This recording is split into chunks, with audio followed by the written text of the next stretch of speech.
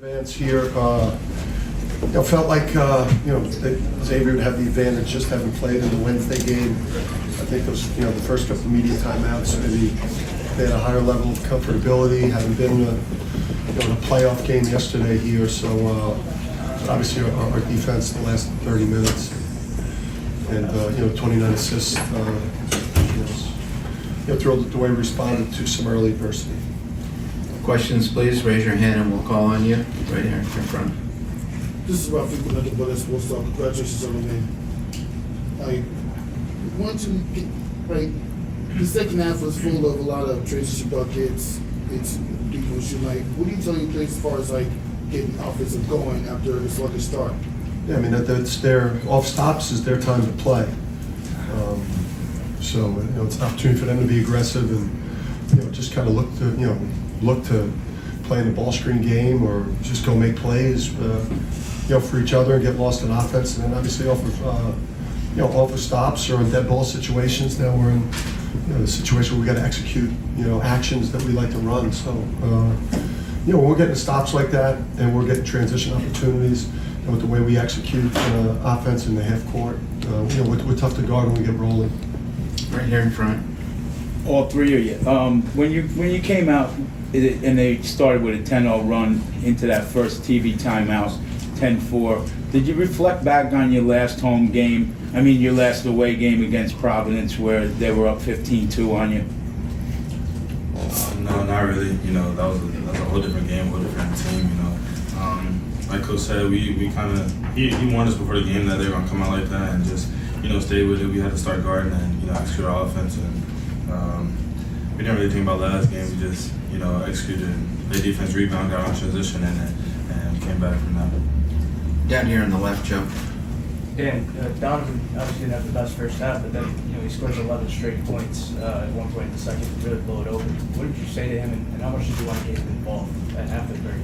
Yeah, I mean we got he's a gentle giant, he's a jolly green giant. So sometimes he's got to get get that intensity level up, get that nastiness. He's such a sweetheart of a guy, and he turned it up and got pissed off, and but just what the combination of those two guys gave us tonight, it looked a lot like what we were getting from our centers last year.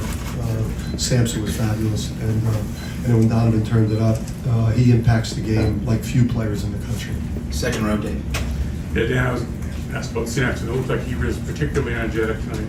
First half, he really came out with a lot of energy. Did you notice that as well? Yeah, he's been playing. I think he went through a stretch of games where he wasn't being as effective as he was when Donovan was out in that early part of the season. I just think he's gotten back to the things that he does well.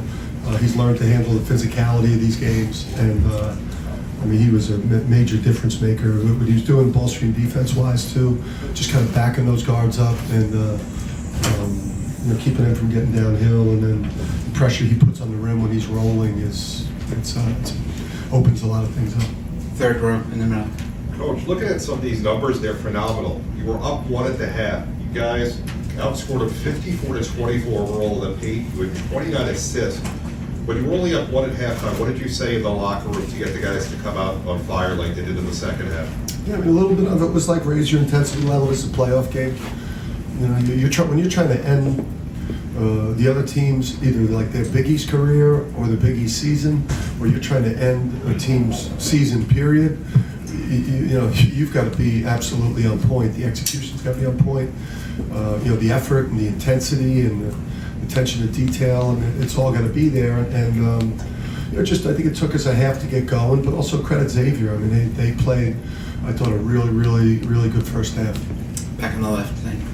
Hey there, Lane Higgins from the Wall Street Journal. This one's for you, Coach. I understand that Billy Donovan is something of a mentor to you, and now as you're getting on the eve of the NCAA tournament, were there any lessons that he imparted about, going back-to-back like he did with Florida, and, any takeaways that you've tried to implement this season? Yeah, I talked to him a couple times, in the off-season, lead up to the preseason. He was, coaches like Coach Calhoun and Tom Izzo and Coach Donovan, like my college coaching, the idols, like coaches I idolized. So you know, he said really, like, don't make it about that, you know, like, don't chase a repeat, like improve in the offseason as a coach, serve your players well, stick to the formula, like, don't pursue the achievement, you know, just, you know, do a great job, you know, improve as a coach and you know, serve your players well and let the chips fall where they may, but don't obsess over that accomplishment or else you know, it's going to make you crazy. Back on the left. Coach, your team had 29 assists on 35 made shots tonight.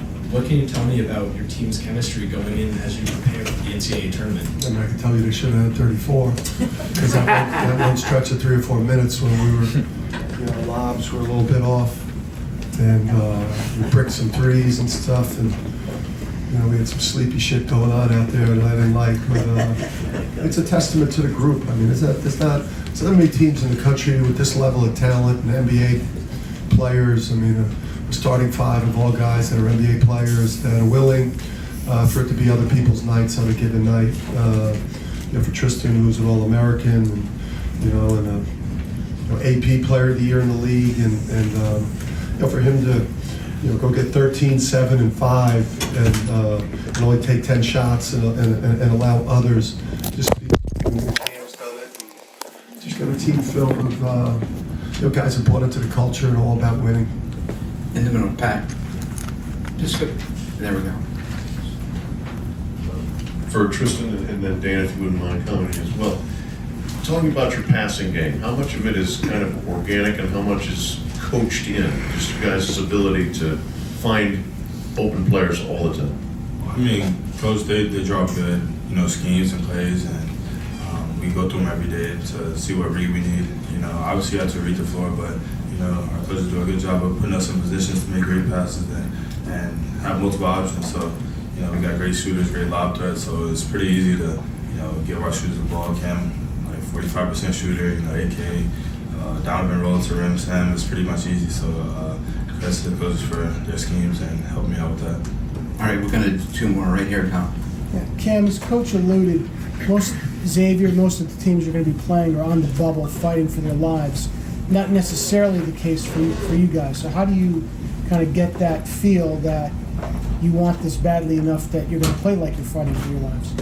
Yeah, I mean, we're playing for a championship. You know, this is one of the biggest goals that we set for ourselves at the beginning of the year. So, I mean, if you don't want to win now, then you probably shouldn't be playing. So, you know, Coach said it's very tough to end anyone's season, but then to add in the fact that they're fighting for an NCAA tournament spot makes it even greater. So, we got to come ready to play tomorrow again.